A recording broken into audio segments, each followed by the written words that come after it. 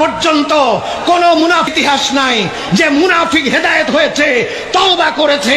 সকল মুনাফিক গৌরবের সাথে জাহান্নামে গিয়েছে। আজকে নামাজ দেখে ভুলে গেলে চলবে না, লম্বা দাড়ি দেখে ভুলে গেলে চলবে না, টুপি দেখে ভুলে গেলে চলবে না, পীরগিরি দেখে ভুলে গেলে চলবে না, কান্দা দেখে ভুলে গেলে চলবে না। আর একটা জিনিস মনে রাখতে হবে, দাড়ি, টুপি, পাগড়ি, তাহাজ্জুদ যতই থাক না কেন, ইশকে রাসূল আর রাসূলের আদব যদি কলিজায় না থাকে, খোদার কসম মরার আগে মালাউন বেঈমান হয়ে মারা যাবে। আর যেই ব্যক্তির কলিজায় হুব্বে রাসূল আছে, যেই ব্যক্তির কলিজায় নবী পাকের আদব আছে, আজকে সে মদখোর থাকতে পারে, আজকে সে পাপাচার থাকতে পারে, কিন্তু আল্লাহর নবীর বদৌলতে, নবীর ইশকের বদৌলতে মৃত্যুর আগে আল্লাহ তাকে জান্নাতি বানাইয়া কবরে নেবেন। লক্ষ লক্ষ প্রমাণ পৃথিবীতে রয়ে গেছে।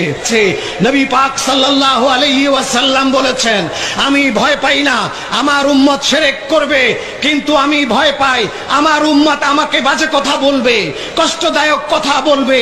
সেটা প্রতীয়মান হলো সেই দিন আব্দুল্লাহ ইবনে উবাই ইবনে সালুলের নায়েবে আমির আব্দুল্লাহ ইবনে যুলখুয়াইসারা হুনাইনের যুদ্ধের সময় রাসূলুল্লাহকে লক্ষ্য করে বলেছিলেন, এতগুলো স্বর্ণ আপনার আত্মীয়কে দিয়ে দিলেন, আমরা কেউ পেলাম না। ইত্তাকিল্লাহ ইয়া রাসূলুল্লাহ মা আনসাফতা, আপনি আল্লাহকে ভয় করেন ইয়া রাসূল, আপনি ইনসাফ করেন নাই। হযরত ওমর বললেন, এযাল্লি ইয়া রাসূলুল্লাহ আন উকতালা উনুকাহু, আমাকে হুকুম দেন আমি মালাউনের গর্দান ফেলে দেব। আল্লাহর নবী বললেন, ওমর ওর দিক তাকায় দেখো, গর্দান ফেলে দেওয়া লাগবে না, আমি ভবিষ্যৎবাণী করছি এই লোকের গোষ্ঠী কিয়ামত পর্যন্ত পৃথিবীর রন্ধ্রে রন্ধ্রে যাবে, চিটাগঙ্গ তার থেকে বাদ থাকবে না। তাদের লক্ষণ হবে তারা পরহেজগার হবে, তাদের দাড়ি থাকবে, তারা মোষ কামাবে, মাথা নেড়া করবে, লম্বা দাড়ি করবে, হাঁটুর নিচে লুঙ্গি পরবে, তারা নামাজ পড়বে, কপালে নামাজের দাগ থাকবে, তারা তেলাওয়াত করবে, তারা মুত্তাকি হবে, তারা পরহেজগার হবে।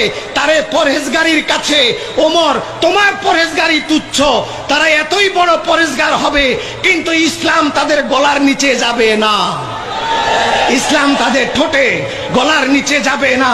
আমরা কি দেখতে পাচ্ছি, আজকে যারা তাহাজ্জুদ পড়ে, কপালে নামাজের দাগ, যারা মেয়ে লোকের দিকে তাকায় না আস্তাগফিরুল্লাহ পড়ে, যারা এত বড় পরহেজগার, তাদের মুখ দিয়ে কি বেরোচ্ছে, কি দেখতেছি শুনতেছি আমরা, তারা বলতেছে রাসূলুল্লাহ ইন্না রাসূলুল্লাহ কাদমাত, আমি 2 বছর জিদ্দায় ইমামতি করেছি, আমার পাশে নামাজটা শেষ হলে একজন করে দাঁড়িয়ে যেত, সে বক্তৃতা করত, আইয়ুহাল হুজ্জাজ বাদাল হাজ্জে ইমশুনা ইলা বিলাদিকুম আলাতুল লিমাযা তামশুনা মাদিনা ইন তামশুনা মাদিনা লা লিজিয়ারাতি কবর রাসূল ওয়া হাযা বিদআ ওয়া হাযা বিদআ ওয়া আনতুম আহলাল বিদআ ওয়া'লাম ইন্না রাসূলাল্লাহি ক্বাদ মাত কামাসালিনা ওয়া কামাসালিকুম।